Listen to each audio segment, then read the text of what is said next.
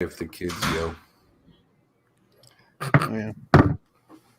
And mute when you have to drink stuff, Jeremy. Oh, we're live. We're live.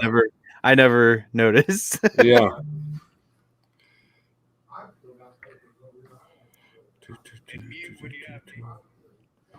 Oh, I guess I could share the sharing. We are finally back. It's true.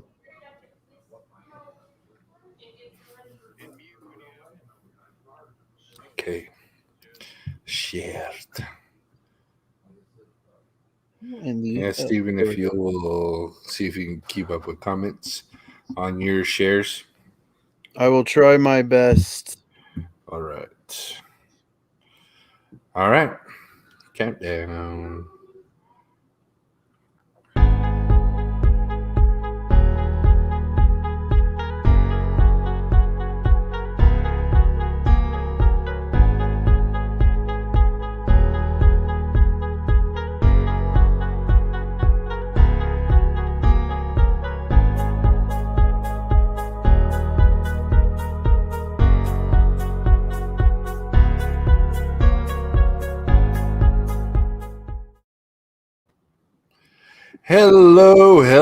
Hello, and welcome back to the Screen Addicts podcast. I know it has been a minute, but we are finally back, and we are excited to be talking what we always do, talk movies, TV, and everything that is going on.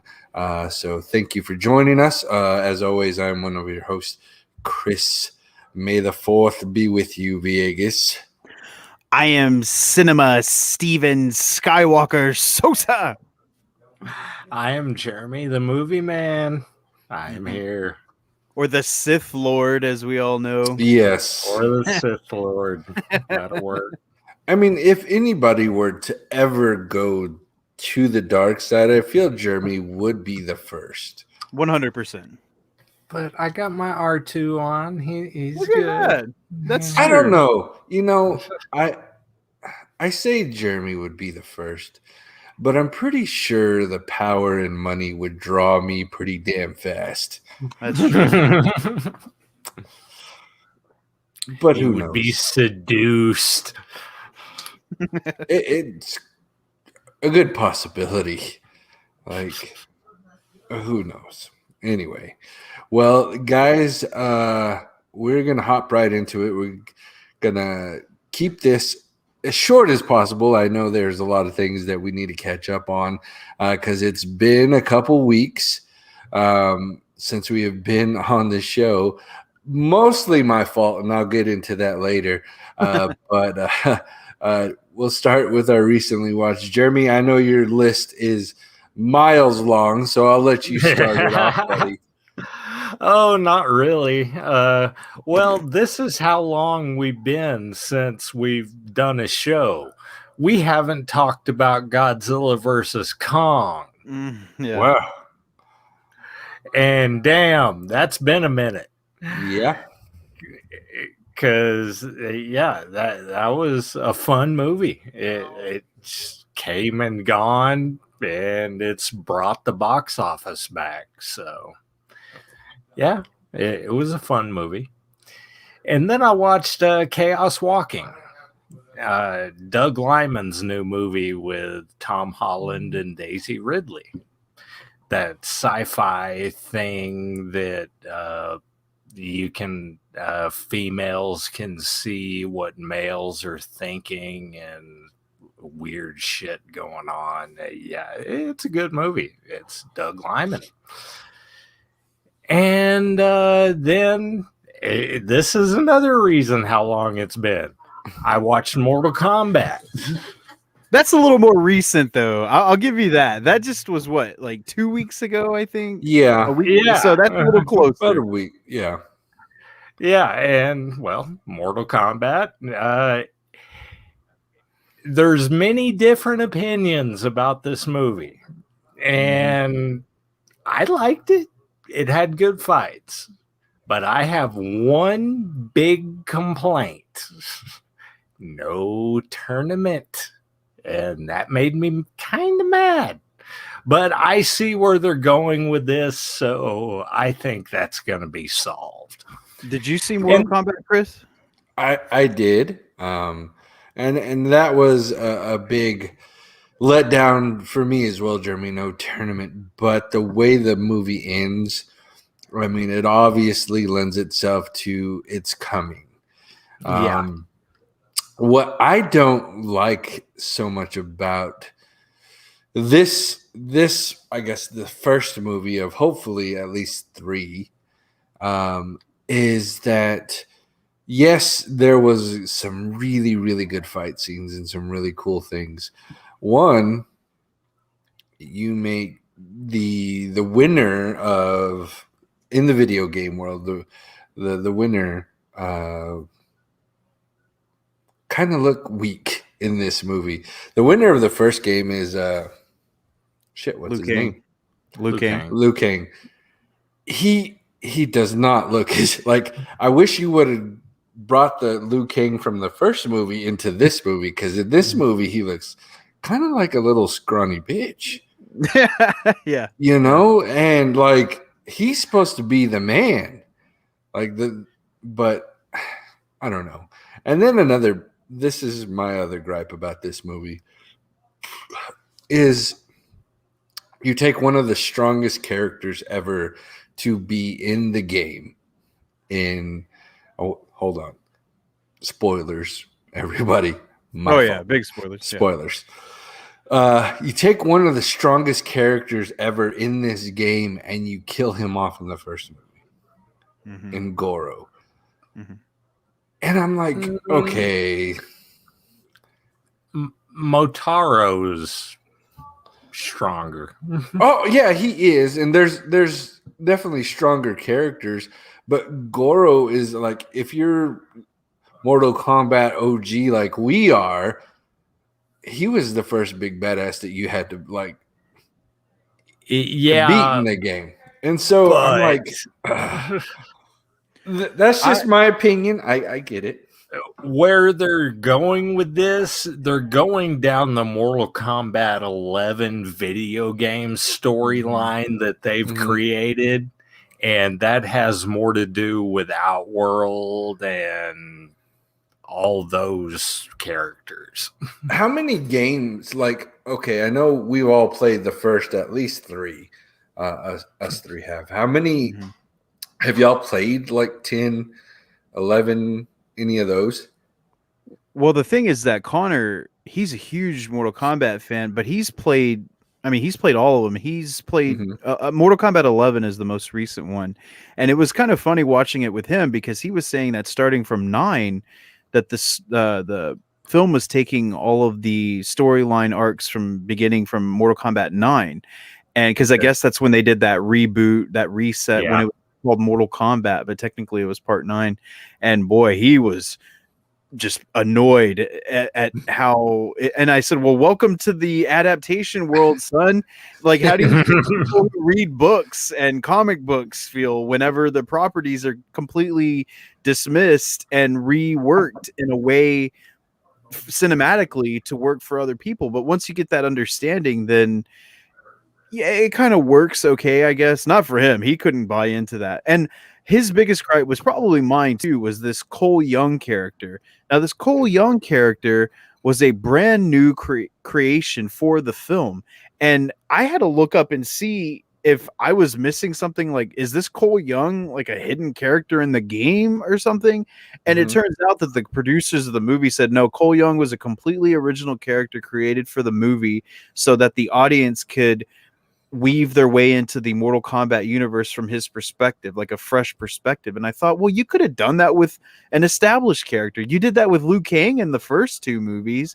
So why not take an established character and do that with? So we were kind of trying to make sense of why that would take place. I was like, well, maybe he's Scorpion or something reincarnated. And I mean, I know he's a descendant of Scorpion. I mean, we already said spoilers, but he doesn't have any of Scorpion's abilities, nor does he dress like Scorpion. And all of a sudden he turns into like Metallo with this like, gold metal. I don't know. It was really weird. And he's got the what are those? Those swords I like don't know, Baraka. That Yeah, it was kinda really come out weird. here, and I'm like, no. And like him having his character kill Goro, I was like, well, yeah, obviously they're doing that to lend him credibility as a character because you want to buy him as a serious character, like a serious Mhm. hero, and going into this new series. And apparently it's going to be told from his perspective from here on out. And I said, watch when Mortal Kombat 12 comes out, I guarantee you're going to see that Cole Young character in Oh, that new game. absolutely.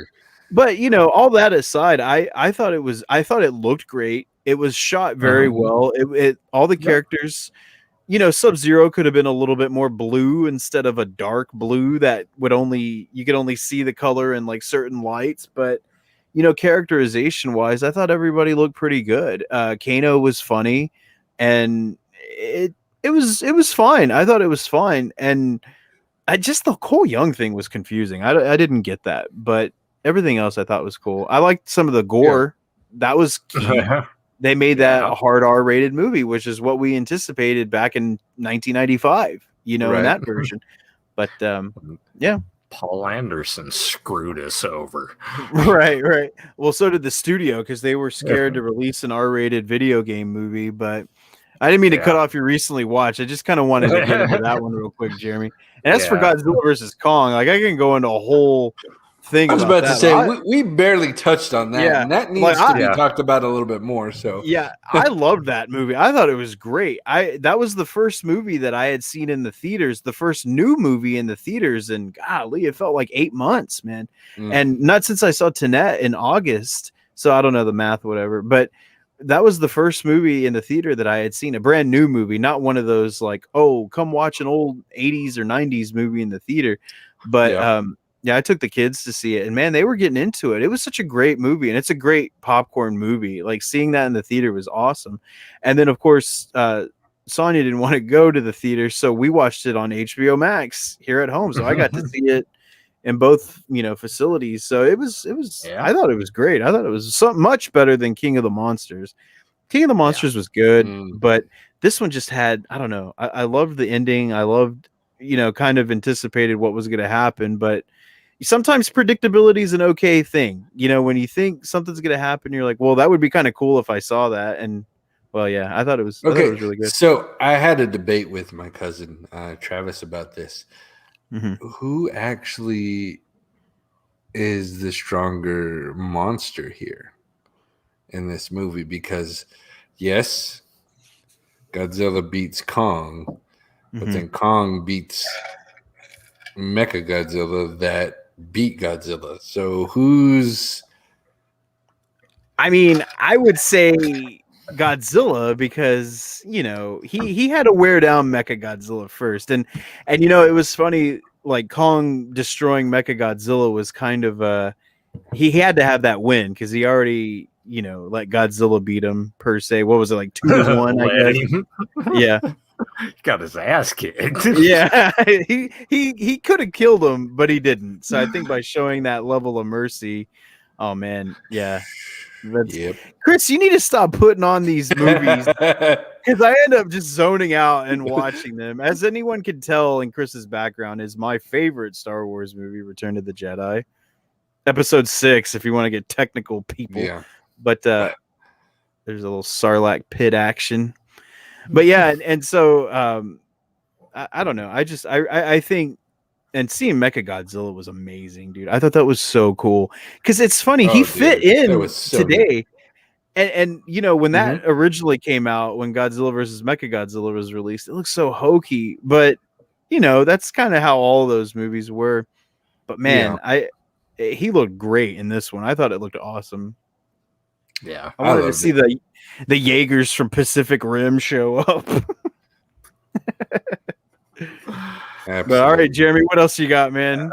Let's see here. I also watched Nobody, Bob Odenkirk's new action flick. Yes, that movie is awesome. Yes, I mean, it's as simple as plots can get. He gets his ass kicked, and then he gets some guns and goes and kicks their ass. And that's that. I mean, as one should when you steal a kitty cat bracelet that belongs to your I daughter. know. I mean, they stole the bracelet. That's almost as offensive as killing a dog. Did you see it, Chris? Nobody? Did you get to see I that one haven't yet? yet. No. Oh man, it's so good. You should. It's very much in the John Wick verse, and I almost want to say they live in the same universe. So I would love to see, Ooh. the auditor and John Wick like team up in a scenario somewhere, because it was pretty awesome. And Christopher Lloyd, dude, Christopher Lloyd shows up in this movie as Odenkirk's dad. Yeah. And RZA from Wu-Tang is his brother. It's his adopted brother. It was so crazy. I loved it. I loved everything about that movie. Oh God, it was so awesome. And it's so short too. Like it's just short and sweet, man. It's like a 90-minute gut punch of pure mayhem. And oh my gosh, yeah, Chris, you check it out, bro. It's really good. I'll get on. I'll get on. I'll probably watch it tonight after we're done. It's a quick and easy and fun watch. Oh yeah. And then finally, I watched this indie movie called Northwood Pie. It's a little movie set in a pizza place called Northwood Pie. And it's about this guy who gets his very first job working at this pizza place. And then you find out this pizza place is kind of, it's Clerks meets, I don't know, Clerks meets some other, I don't know. Very descriptive. Yeah, right. You're killing me. Which one does it meet, Jeremy? It's weird. It's just pizza. Mystic pizza. It's just a simple little awesome comedy romantic thing that romantic what? Yeah, it's got a little romantic thing in it, and it's good for what it is, and I liked it. And the director, I'm going to butcher his last name. I already know it. Edgar Hoover. No. Okay. He's back. Jay Sahali.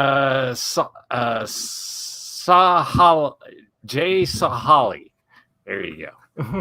I knew you could do it, man. Yeah. Nothing but faith, Jeremy. Yeah. I've never even heard of that. Yeah. If you want to watch it, it's on Tubi. Okay. So wait, isn't that that's the film that followed you on Twitter, right? Yeah. Okay. This dude followed me on Twitter just out of the blue because that movie, their Twitter page followed me on Twitter.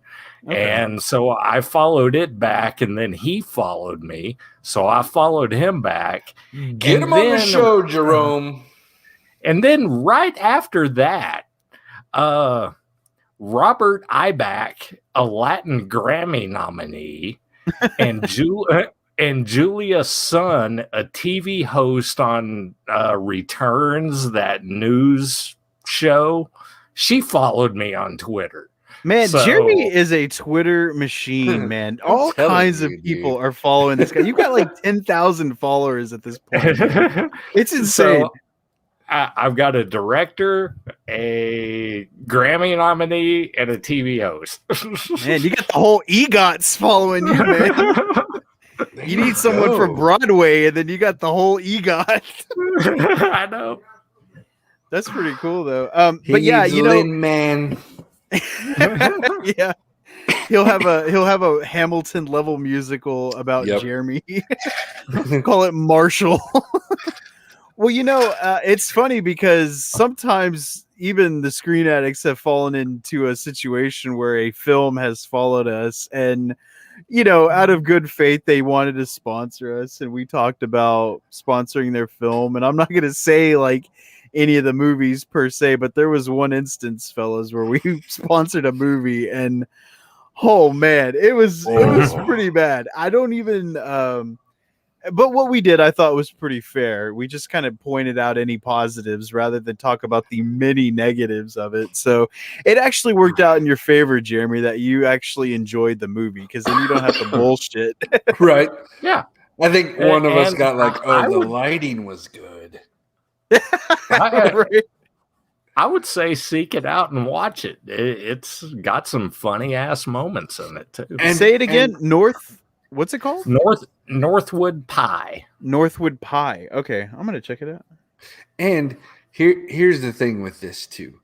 If Jeremy is recommending kind of a movie that has a romantic plot in it, go watch it right now. I mean, it's a little part of it. It's just it's cute. It's not some like kinky shit or sadomasochism, is it? Okay. No. The dude who gets his first job there, he's attracted to like one of the girls that works there. Okay. Mm. That's sweet. That's kind-hearted and sweet. I can go with that. Yeah, I like it's cute. All right. Moving on. Jerome, good list. Hey, way to end that one. Not bad. You had some big I liked hitters it. in there, Yeah, man. right?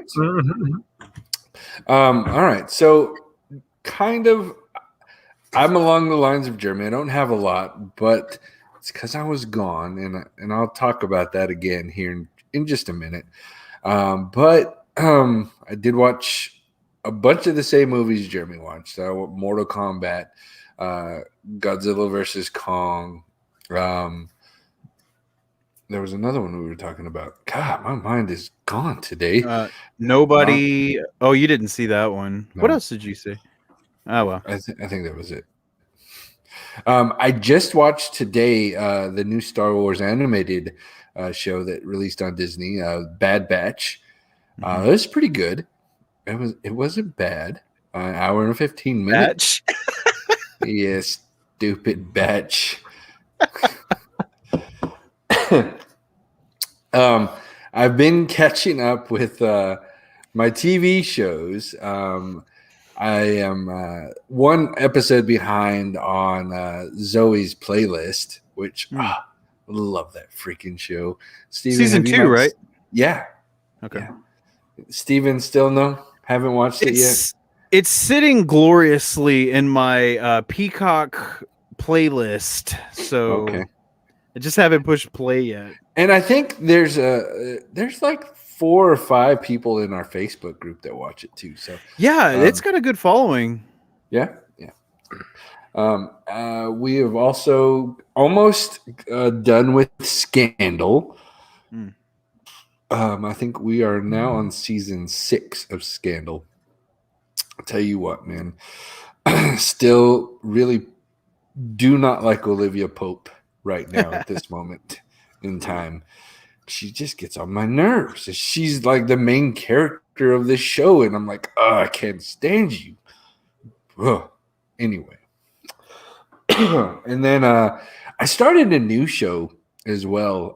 Just, when you're in bed at night and you want something to watch, but not necessarily something that you have to pay attention to, right? So I started this show called The American Housewife. It is a comedy show. I think there's 5 seasons out right now, and holy crap, dude, is it funny? It's got this kind of King of Queens vibe to it a little bit, but this lady from Florida, when Is it Katie Moxon? Katie Moxon or something? Yes. Okay, yeah. Yes. And so she's from Florida, and she moves into this she comes from like trailer trash, and then they moved into this super nice neighborhood and stuff. And let me tell you, the first thing that hooked me on this show was some of the first lines in this show. She goes, "Damn, Fat Pam is moving out. That's going to make me the fattest housewife in the neighborhood now. Oh, I was like, oh shit. I said, that's my jam right there. You call somebody Fat Pam, I'm all in already. So, yeah, we've been watching that one. Sarah, no. Katie Oh, great! Mixon, Yoda's yes. Yoda's about to die too. Oh, no. I knew you were gonna say something. Well, Katie Mixon, she was in Eastbound and Down. She played his wife, and she's hilarious, man. Oh, She's dude, got she's funny. that like Southern trash character down pat, man. And Yeah. it sounds like a very My Name is Earl-esque, because My Name is Earl made white trash look like an art form. It's so funny. But yeah, American Housewife. I've seen that advertised. It looked funny. It's pretty damn funny. And like I said, it's one of those shows to where you can have it on in the background while you're like cleaning up dinner or folding laundry or whatever. You don't have to pay attention. It's just there. Mm-hmm. So that one's been fun. We've watched a lot of Star Wars lately. Yeah. I watched my favorite Star Wars movie right to this date is Rogue One. So I've watched it a couple times leading up to today. Man, it is so damn good. So good. And just the fact that everybody dies. Yeah. They do. I love that ending. Yeah. I love the fact that they do that. Oh, so good. Anyway. You know, the one thing about Rogue One that's so effective is like what you're saying is it presented a sense of dread and doom and gloom the way that Revenge of the Sith was supposed to do. Revenge of the Sith was supposed to leave you on this just dour note of the Jedi fallen and everything in disarray and the Empire rising to prominence. And you never really got a sense of that dread because Obi-Wan essentially defeats Anakin Skywalker and he takes Luke and Leia off to their respective areas. And, but Rogue One, it essentially is a better prequel than all of the previous prequels, and I think it's great how they showcase, Darth Vader for one. His scenes in those movies are a better prequelized version of the character than you got to see him in the episodes 1 through 3. And and the fact that everybody dies is just, because how are they supposed to survive? They're a throwaway line in A New Hope. So it's kind of like, where would they be in the rest of the movies if they didn't survive? And I heard that Cassian Andor has a new show coming out, though. Gabriel Luna's character, he's got his own show coming out. Clearly, it's a prequel because he's dead as shit. But I guess it's showing him as a bounty hunter or something, which will be cool, and something like that. Yeah. But yeah, that's a good. I loved Rogue One. Well, I have one more show to talk about, but that's going to lead us into the next thing. So, Steven, go ahead and do your thing, and then after you're done, buddy, I'll take us on from there. It's been like 2 years since we recorded, so I literally had like 43 things written down. 43. I trimmed it down. Don't worry. I trimmed it down. And Jeremy, for all the things that you've covered, was a big chunk of it, which is good. I, much like yourself, watched Tom Holland in another movie called Cherry. The Russo brothers decided to make a movie about a young man who goes into the army and becomes addicted to drugs. It's a good movie. I can't watch a lot of those, man. They bum me out, but it was a really great performance. Started watching some of the Oscar movies because, in our absence, the Oscars took place and it was okay, I guess. Watched all the contenders except for Minari. I never got around to watching Minari, but Menards. Menard dog. And watched all of those except for that. The Father, loved The Father. I thought that film was absolutely fantastic. Anthony Hopkins, as much controversy was coming around the fact that Chadwick Boseman didn't win the Oscar, I've got to tell you one thing.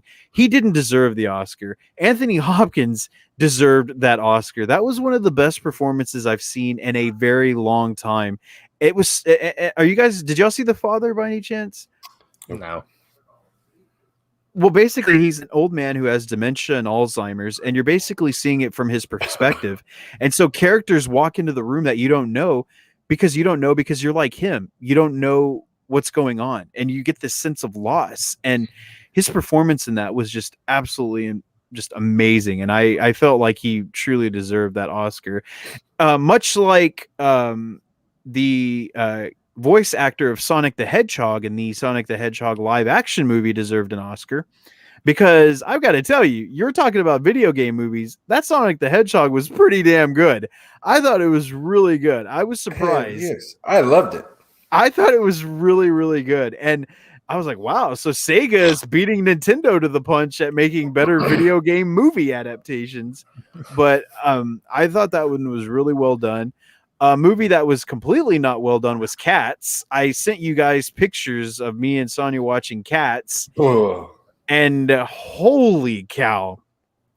If anybody ever wants to have a movie night where they want to watch a movie that's complete and utter, well, cat shit in this case, this is your movie to watch. It was so weird. And just the way that they size the characters down, and all the cats are walking on two legs. So I'm thinking, well, if they're sized to scale, wouldn't they be walking on all fours? Like, what's going on here? It was just such a weird movie. The music was still good because that didn't change.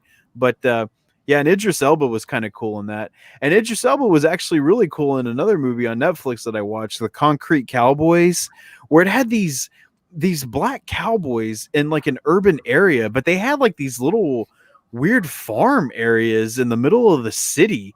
It was such a weird movie, but it was a really good movie, and apparently it was a true story. But I'm going to move away from that, and I will talk about some of the television series because I've been watching a lot of TV. And one thing, The Challenge, Double Agents on MTV, got back into that because that Double Agent show is awesome.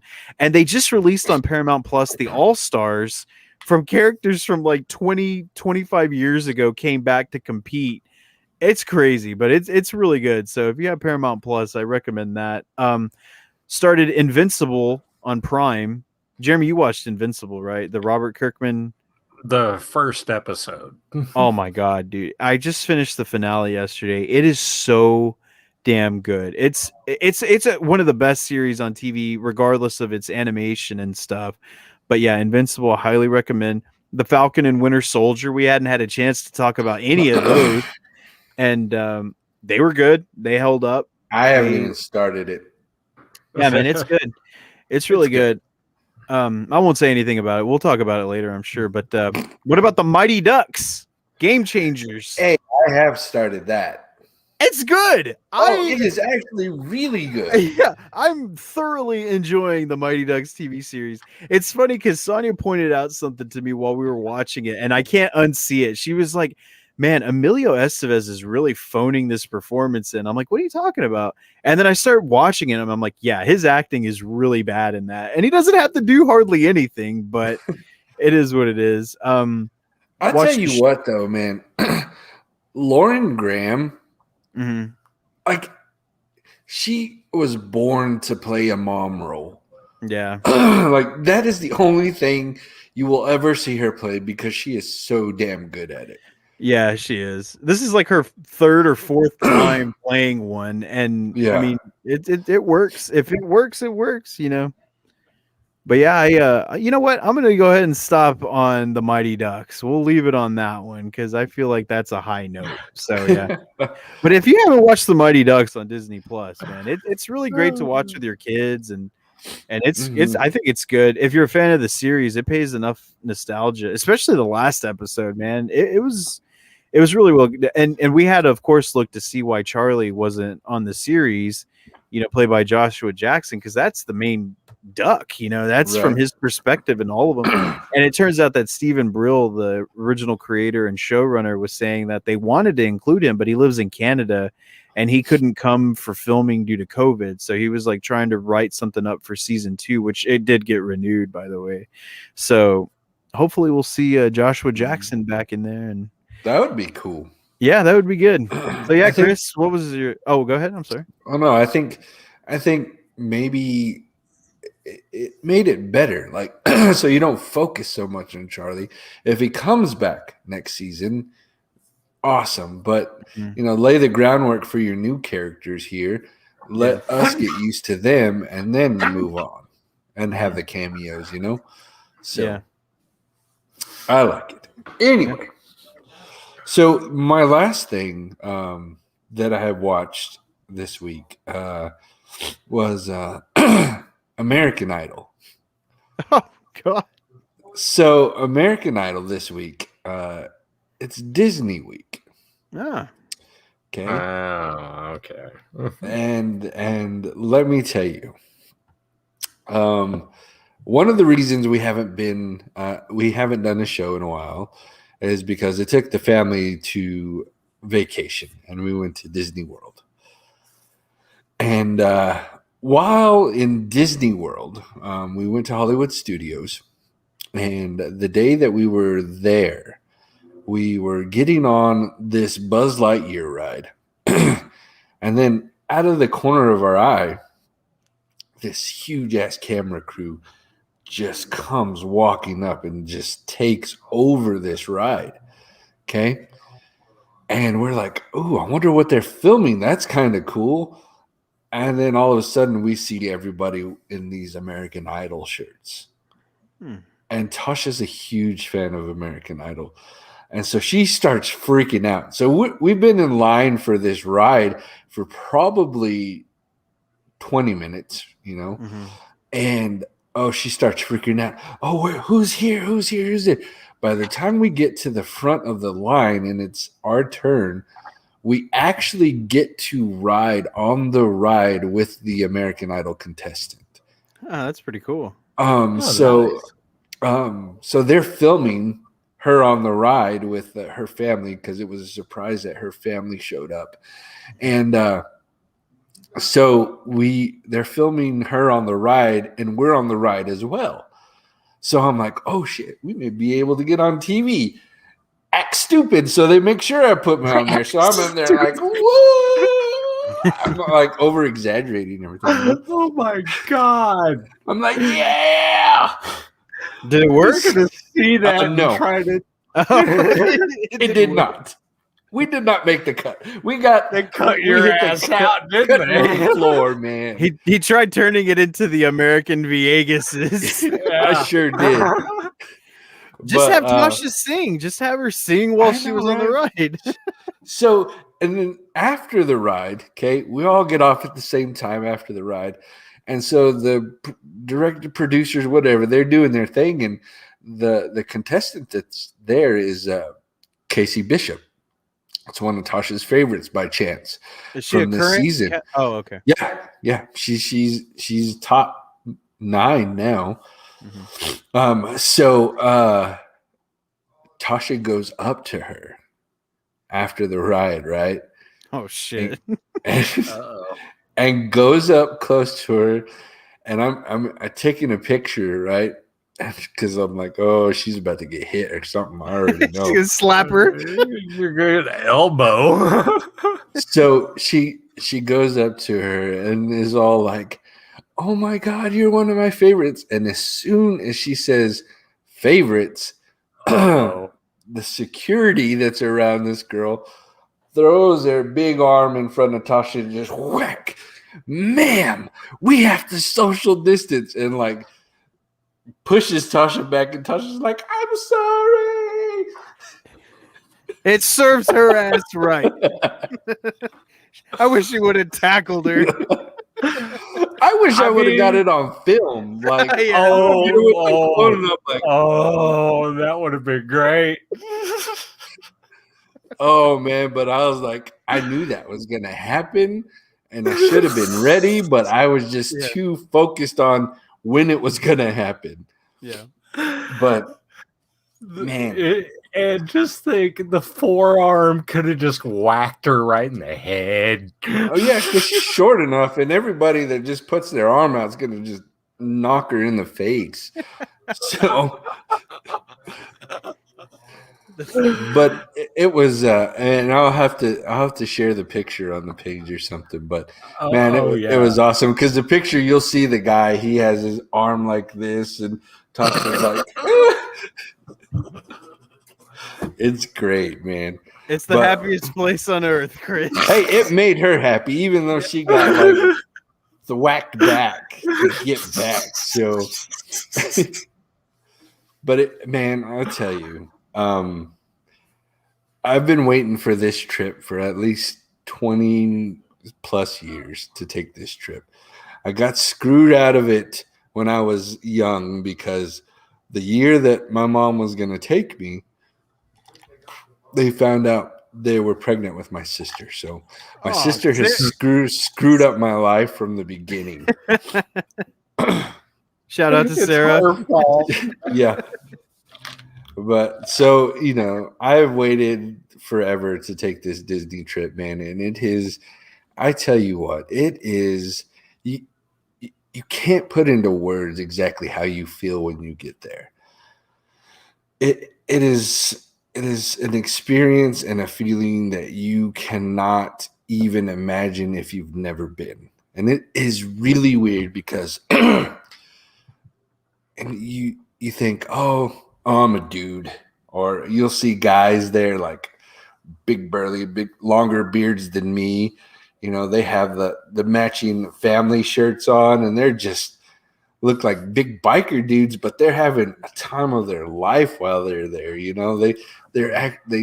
look like they're kids again and stuff. And I've seen pictures and I've seen video of that's the way people act. I'm like, it really can't be like that.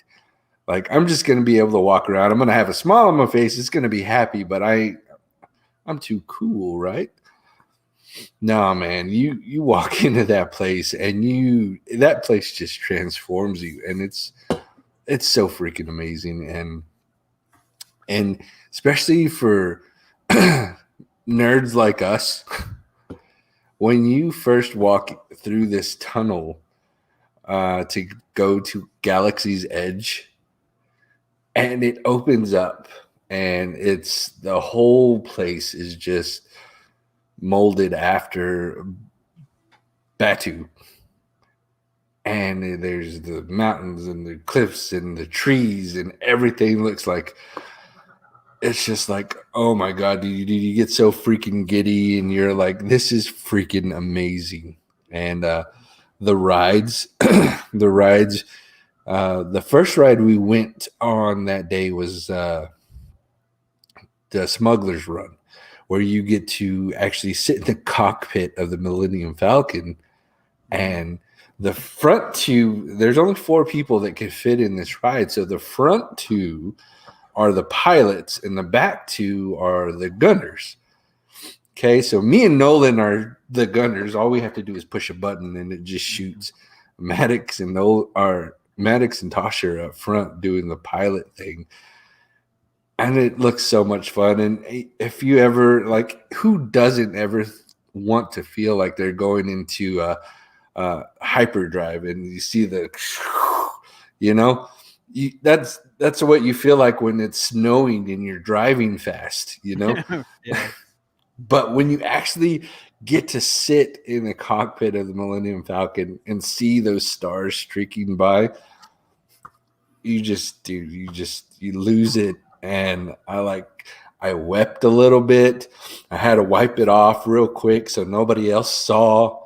Mm-hmm. But man, it's something that I will cherish forever. And I'm glad I got to wait to experience this for the first time with my kids.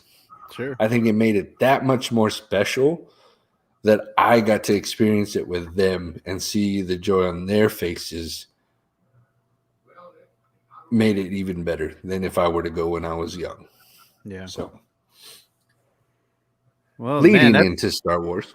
Yeah, that's the perfect way to talk about today, which is May the 4th. May the 4th be with you has become this, kind of national holiday of celebrating all things Star Wars. You've got Disney over there releasing new information about Star Wars. Like you said, the Bad Batch came out today, and it's become such a thing that I love how the world has really embraced this type of science fiction, popular culture and stuff, and how it's become part of the norm rather than a secluded few get to discuss these science fiction films. And Yeah. I think that it's great because now more people get exposed to it, more people get to discuss them, and getting to something like that is pretty incredible, and it's what's so incredible about it too is that people who don't even like Star Wars will go and be blown away by it because Disney, they spare no expense on Oh, production value and on nope. things like that. And when they spent a good, chunk of change acquiring the rights to Star Wars, this is what they do with it because that it's at least in good hands in this regard. I know that the movies weren't really what people wanted them to be, but you get to still experience stuff like that, and that's awesome, and get to share that with your kids. And you do know that next you have to go to Universal Studios, right? Oh Because yeah. the Harry Potter world. Harry Yeah, Potter world. Yeah. dude, it's amazing. But yeah, but Disney. So okay, so what was your favorite ride you rode at Disney, Chris? So my favorite ride. It would have to be Splash Mountain. Okay. Was freaking amazing, but the Star Wars ride called Rise of the Resistance is, I can't even call it a ride because it's more of an experience that they put you in the scene of the movie. Yeah, And it's a story, isn't it? Yes, and it's not like you just sit down in a roller coaster type cart and then you go through. No, you start off with like you're a prisoner and they walk you through these things, and you go to a jail cell and then you break out and then you have to go over here, and then you get into this cart that's like magnetized to the floor that takes you everywhere because there's no tracks anywhere, and so it's spinning you, and you're seeing Kylo Ren trying to cut you and all sorts of shit, and you see the AT-AT walkers, and then you oh shit, this is where I kind of screamed like a girl. So they load you into this escape pod, and then like you don't realize that they're about to drop you like a roller coaster because, well, you have to drop out of the escape pod to get back down to Batu, So all you see all of a sudden, like everything goes black, and then the screen turns on where the screen looks like the windows open, and then it just like a roller coaster, it drops you, and you're like, oh shit. And I'm like, yeah, dude, I screamed a little bit because I wasn't expecting it. And and it's a ride well worth doing whatever you have to do to get on, for sure. So yeah, I mean, that's pretty awesome. I hear good things about it. I still haven't been able to go. We were gonna go for Sonia's birthday, but we went Universal instead because she hadn't seen Harry Potter. And I mean, I feel personally for me, like Universal Studios was more akin to what I love, and I do agree though with Disney though, because we all grew up watching Disney cartoons. Who didn't? And that familiarity when you're walking through that park is just it really channels those emotions, and it's a very true thing. Like it's hard to understand until you've been there. But it's funny too because Disney specializes in those kinds of rides like you're talking about. We kind of grew up in areas like Six Flags and Wonderland where it's thrill park, thrill rides, roller coasters and stuff. And while those are fun, you go to somewhere like Disney or Universal and you see these rides that are like, man, this is half an attraction, half a roller coaster, and and it's pretty neat. But Okay, yeah, so Star Wars, obviously, like Steven was saying, this thing has. I just sent them the picture of Tasha getting backed up. I'm gonna make that my wallpaper. Oh man, it was hilarious. Anyway, so Star Wars taking over, dude. How come this is where it hurts me? Like we were a time before this May the 4th thing was a thing, right? Why didn't we think of this shit?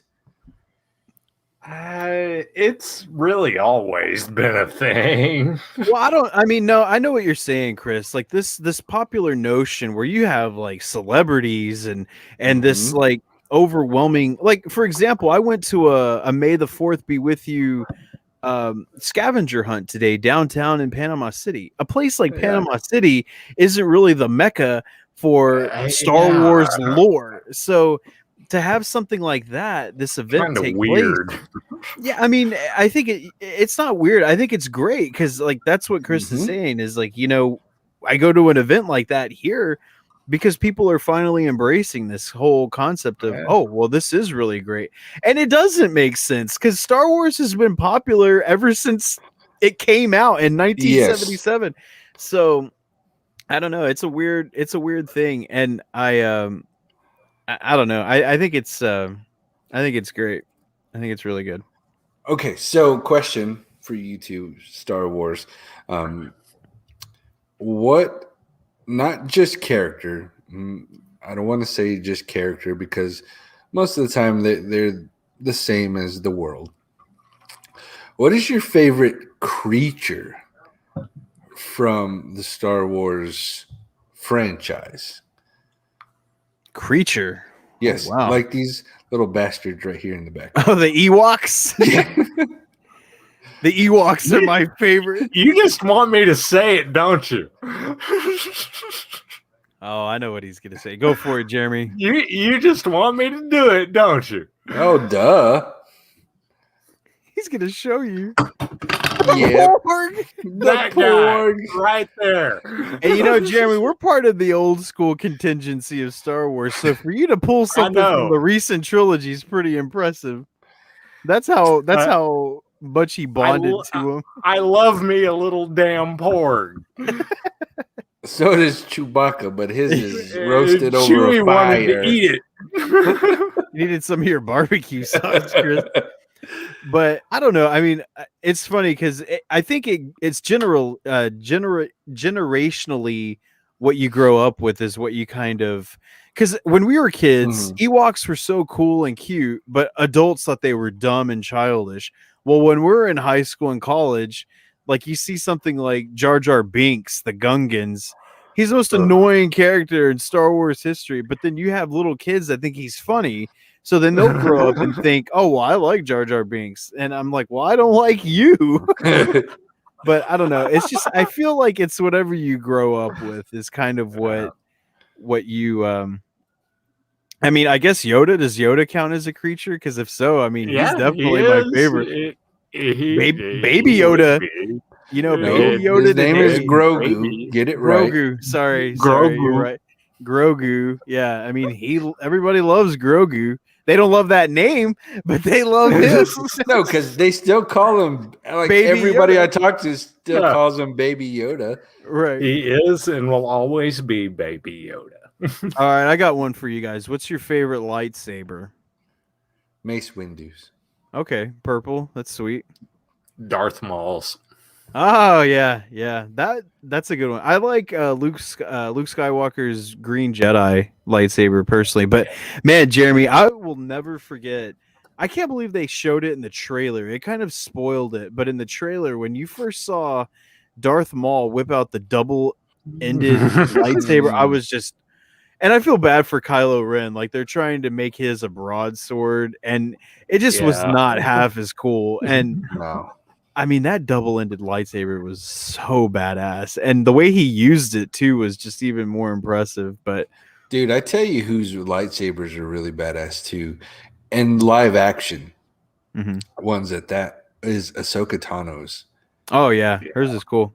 Oh man, when just that whole character's badass. If Yeah, Yeah. she's did good. y'all watch the animated show where she was No. introduced and brought in?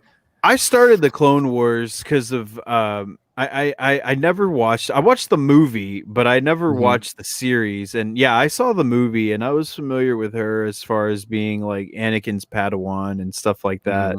Mhm. So there was some familiarity with her character, but not to the extent of what makes people love her so much. Because, like I Mhm. said, I just get the movie, and she does some cool stuff in it, but nothing that really establishes her as this great character of lore, like she is. But No, man. Once you get like, I don't know. It was 3 4 years ago. I think I'm not sure. Mhm. I got hooked into it like big time, and I binged the shit out of it. The series, And yeah, yeah. and man, her character, the way she evolves and everything like that, they follow her arc through. It's Mhm. just so freaking awesome. And so when she showed up in The Mandalorian as a live action, and then they casted her perfectly, Mhm. it was just like, oh, so freaking badass.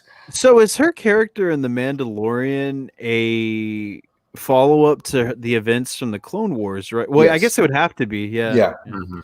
Yeah, because she's older and she's like past the Padawan phase and Mhm. onto her own stuff, and like I want them to continue that. And I think they said we are going to get her own spin-off show, right? Mhm. Yeah, that's what I heard. Yeah, Ahsoka. that'll be It's going to good. be badass. Yeah. So okay, All right. I know Steven has said what his favorite Star Wars movie is. I've said mine. Jeremy, what is yours?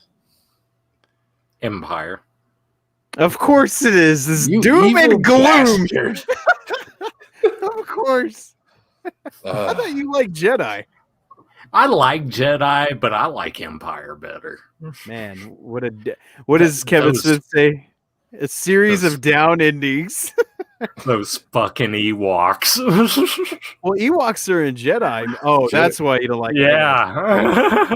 That makes sense. But you like porgs. It doesn't make sense. I love porgs. The Ewoks are stupid. I love porgs.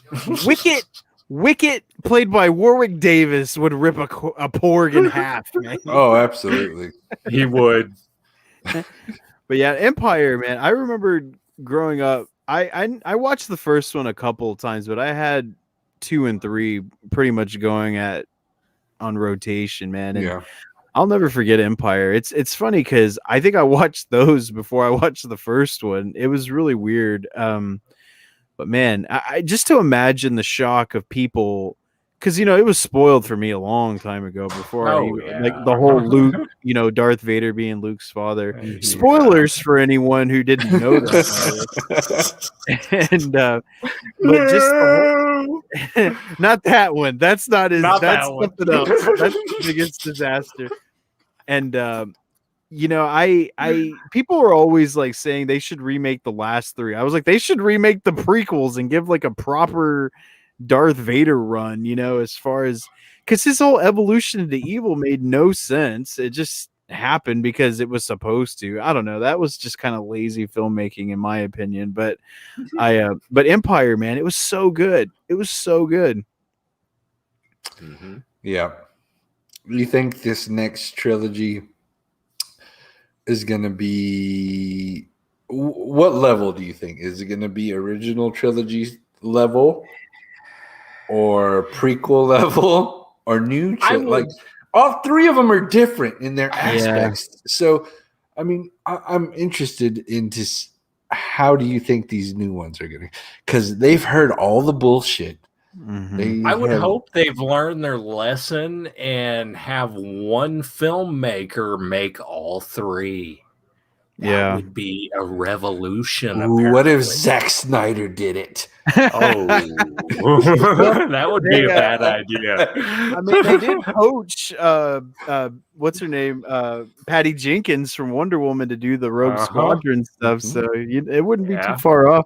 I don't think that Zack Snyder is the in the proper light to maybe that's the kind of change you need. I think the biggest problem with the new trilogy was the fact that given Rian Johnson full carte blanche to do whatever he wanted with the show or with the sequel was a huge mistake. You can't do that. And because he created something that it was almost so impossible to follow up because of just the way that he opened up these doors and making so many things relevant. So then they had to force themselves into a position where they had to try and tie all the loose ends he left off in that sequel. And I mean, I know I'm probably in the minority in this, but I actually liked Last Jedi and Rise of Skywalker. I mean, the whole Rey Skywalker, that was a little hokey, but Rise of Skywalker was dog shit. But okay. I didn't dislike it. I didn't dislike it any more than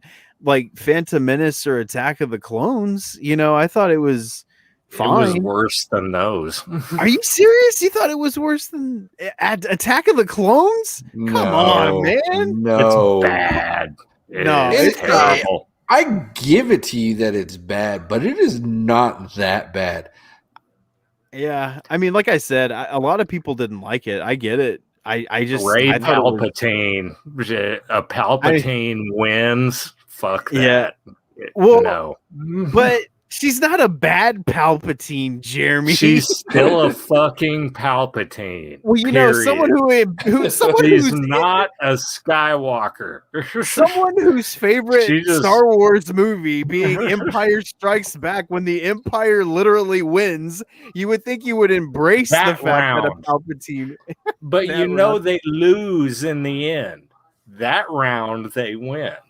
So you're saying Rey is a bad guy, no matter what, even though she's good. You're saying she's a bad guy because of her family lineage. Legacy. Yeah, her lineage. She is a Palpatine by blood, so therefore she didn't ask for that. It doesn't matter. She'll turn that to eventually. She'll be that eventually.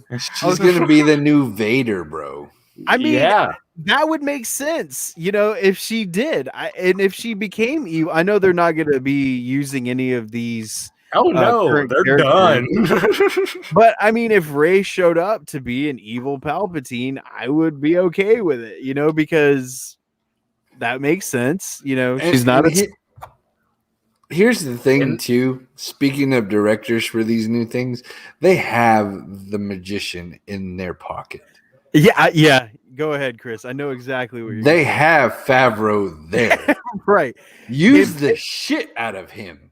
The Mandalorian is incredible Star Wars storytelling. It is so good.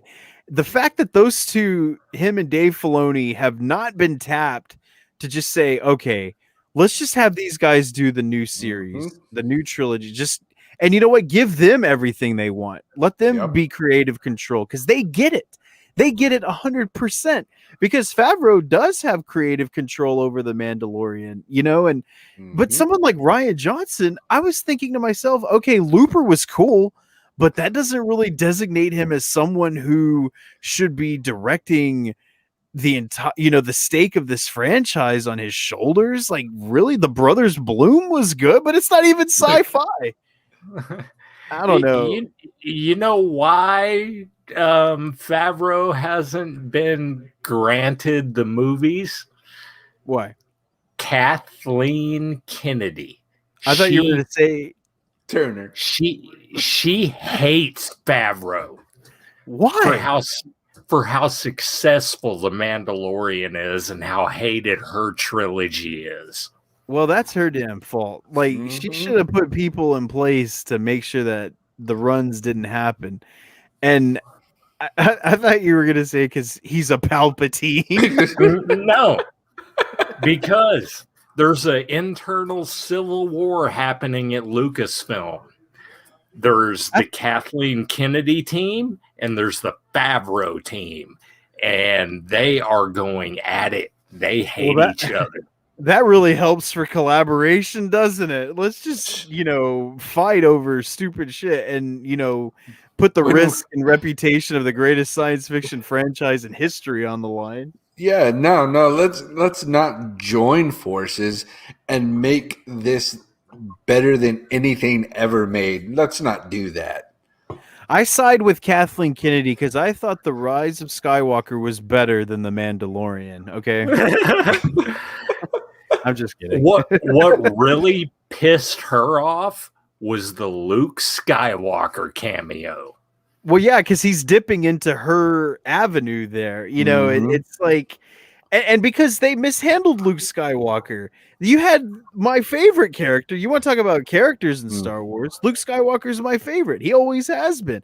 So when I see what happens to him in Last Jedi, I'm like, whoa, that is the most anticlimactic resolution to one of the most important characters in the franchise I've ever seen. And then in part 3, he comes back to tell Rey, oh yeah, forget everything I said as a Force ghost. I'm like, oh my God, this is so stupid. Okay, yeah, that was pretty bad. That was bad. Now that I'm thinking about it, it's so dumb. And the fact that Favreau, in the span of a 3-minute action sequence, like revitalized hope for that character. That he's the new hope is Favreau. Because that Skywalker scene in the Mandalorian season finale is probably one of the coolest scenes in any Star Wars, any property. That was amazing, man. I watch it all the time. It is right there to the ending of Rogue One, a Vader scene. That parallel is incredible, and I guess that's what she's also probably pissed about, that he's using the parallels of Luke going down the hall, wiping out a corridor of people, or robots in this case. But I mean, I get it. But he's basically like, oh, look what you did to my favorite character. I'll show you how to use Luke Skywalker. And I mean, I'm sorry if he did a better job, but that's just the way it is. So I thought she got replaced from Lucasfilm. Is she still? I thought she did too. No, she's still there. Really? They haven't got rid of her yet. I don't know. I thought you might want to check that because I thought she had been removed from her chairman. No, she's still there. That's so stupid. But she's not going anywhere. That's Spielberg's like right-hand lady, man. She's been there for Spielberg since, oh man, I can't even remember. And yeah, she wants to take over Lucasfilm and make it hers. Yep, so she's still the current president. God, that's crazy, man. Well, all right. So I guess the power struggle continues, much like the Empire versus the Rebel Alliance. And that's why there's an internal civil war happening at Lucasfilm right now. That sounds like a fun time. Tickle, tickle. Oh, sorry. I was trying to play with the Ewoks on the TV. Now you're just fingering an X-Wing. Yeah. All right, fellas. Well, I think that's going to do it for the night. Oh, yeah. Before we sign off here, anything from anybody? Any last remarks? No. Steven Spielberg released the first trailer to the West Side Story musical he's doing. It looks phenomenal because, Spielberg. Speaking of Spielberg. Are you not biased a little bit on that, or does it really look phenomenal? No, I am not biased. This is coming from a open perspective of duh. Of course I am. I wouldn't be excited about a West Side Story remake if it was anybody else. It does look good though. All right, Jeremy, anything? No, I'm good. Oh, I have one thing. To say to you Dallas Cowboy fans. Oh boy. Yeah, we snagged Sertain from y'all's ass, and I was so happy. I don't even care if he's good or not. Just the fact that y'all wanted him and we got him, that makes me happy. It sounds about right, for the Cowboys managerial department. I mean, that's the draft. And if it happens, if Aaron Rodgers comes to Denver, we going to the Super Bowl. Super Bowl. Who's your coach again? It don't matter. I don't give a shit. Yeah, it does. Who's your coach again? Vic Fangio. Let him play with the defense like he does. And Brett Favre will take over the offense. He'd be like, Coach, just let me call the plays in the huddle. Don't you worry about it. I'll make you look good. An intergalactic civil war going on right now. Way to go, Chris. It's like Brett Favre wanted out of Green Bay because they wouldn't do anything on the offense. And if he goes to Denver, he's going to have full control of the offense. Jeremy, he's going to have full control. For your birthday this year, I'm going to send you a Cowboys jersey with Palpatine written on the back. That'll be perfect. And Jerry Jones' face on the front. That'll be on the helmet. I'm surprised Jerry Jones doesn't replace the star with his head on their helmet. That's next. Right. That's all I wanted to say about that. So we'll see how it goes. Anyway, guys, thank you for joining us, whether it was listening on the podcast or if you were joining us live on our Facebook Live like we always do. We really appreciate you being here. And if you are listening on any podcast app, go ahead and right now hit that subscribe button. We'd really, really appreciate that. And then since you're there, go ahead and leave us a review. 5-star would be great, but we understand if Steven sucks that bad, 2 stars will be all right. As long as it's not 1. No, but serious, 5 stars would be great. It just helps us get seen a little bit more in searches and stuff like that in podcast apps. Also, if you are on any of the social medias, we are out there as well. Facebook and Instagram.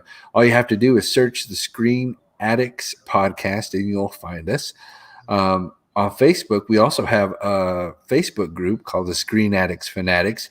Go find that, and that's usually where we are most active, sharing trailers and movie news and all sorts of funny stuff, memes.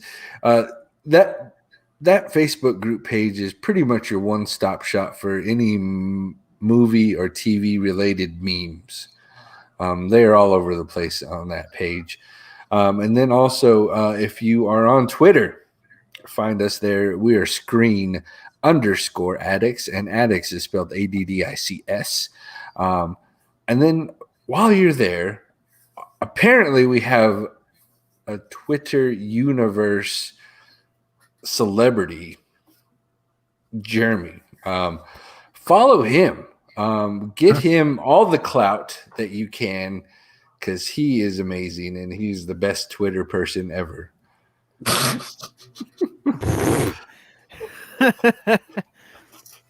Jeremy, let the people know what that Twitter handle is, dude. At Movie Man Marsh. And if you find me in my bio, there is the link to the Screen Addicts page, and follow that one too. And then go over to Instagram and follow the Cinema Steve. If you ever wanted to see some amazing Instagram stories, this man can put out some doozies every now and then. So follow him. Cinema Steve, is that your IG handle, Cinema Steve? Well, yeah, at cinema_Steven. Okay. Yeah.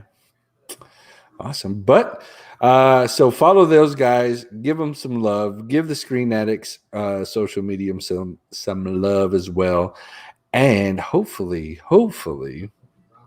we won't take as long to come back for our next episode.